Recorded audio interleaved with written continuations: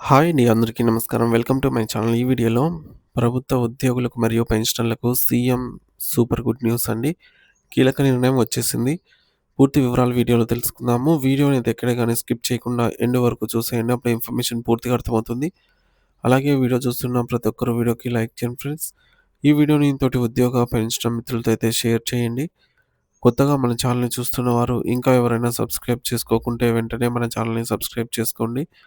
So, దీని ద్వారా నేను చేసే లేటెస్ట్ వీడియోస్ అన్నీ మీ వరకు రీచ్ అవుతాయి. ఇక ఆలస్యం చేయకుండా వివరాల్లోకైతే వెళ్ళిపోదాము.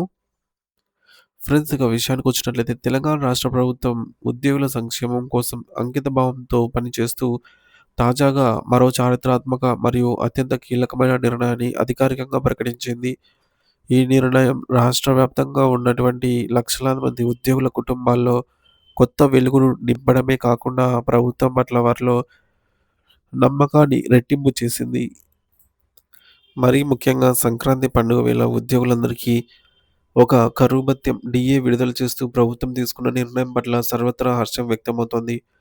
గతంలో ఇచ్చిన హామీలకు కట్టుబడి పెండింగ్‌లో ఉన్నటువంటి డీఏ బకాయిల విషయంలో ప్రభుత్వం వెనక్కి తగ్గకుండా అందుకు అవసరమైన నిధులను తక్షణమే విడుదల చేసి ఉద్యోగుల ఖాతాల్లో జమ చేస్తున్నట్లు స్పష్టం చేసింది.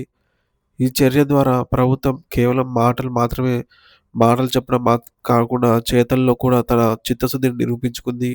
అదే సమయంలో తమ జీవిత కాలమంతా ప్రభుత్వ సేవలో గడిపి పదవీ విరమణ పొందుతున్న రిటైర్డ్ ఉద్యోగుల విషయంలో కూడా ముఖ్యమంత్రి రేవంత్ రెడ్డి గారు మానవీయ కోణంలో ఆలోచించి ఒక గొప్ప హామీ ఇచ్చారు.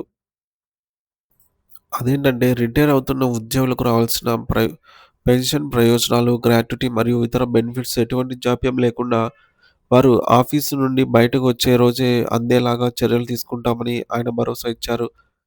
ఒక ఉద్యోగి రిటైర్మెంట్ తర్వాత ఆర్థిక ఇబ్బందులు పడకూడదనే ఉద్దేశంతో ఈ నిర్ణయం తీసుకున్నట్లు ప్రభుత్వం వెల్లడించింది.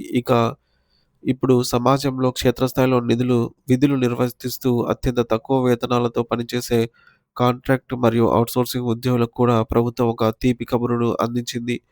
రాష్ట్రంలో వివిధ శాఖల్లో పనిచేస్తున్న వేలాది మంది కాంట్రాక్టు, ఔట్‌సోర్సింగ్ సిబ్బంది సమస్యలను గుర్తించిన ప్రభుత్వం వారి భవిష్యత్తుకు భద్రత కల్పించే దిశగా కీలక అడుగులు వేసింది. సంక్రాంతి పండుగ కానుకగా ముఖ్యమంత్రి గారు స్వయంగా డీఏ విడుదలపై ప్రకటన చేస్తూ దీనివల్ల ప్రభుత్వంపై అదనంగా రూ. 227,00,00,000 ఆర్థిక భారం పడుతుందని వివరించారు. రాష్ట్ర ఖజానాపై భారం పడినప్పటికీ ఉద్యోగుల కష్టాన్ని గుర్తించి మొత్తాన్ని కేటాయించడం విశేషం. తమ ప్రభుత్వం అధికారంలోకి వచ్చినప్పటి నుండి ఉద్యోగుల జీతాల విషయంలో ఎంతో క్రమశిక్షణతో వ్యవహరిస్తోందని, ప్రతి నెల 1వ తేదీన అందరికీ జీతాలు చెల్లిస్తున్నామని ఆయన గర్వంగా చెప్పుకొచ్చారు.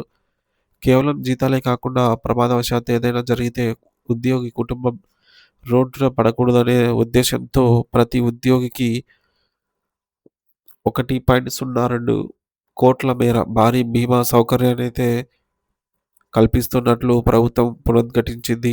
ఈ ఇన్సూరెన్స్ పథకం ఉద్యోగుల కుటుంబాలకు కొండంత అండగా నిలుస్తుంది అనటంలో ఎటువంటి సందేహం లేదు.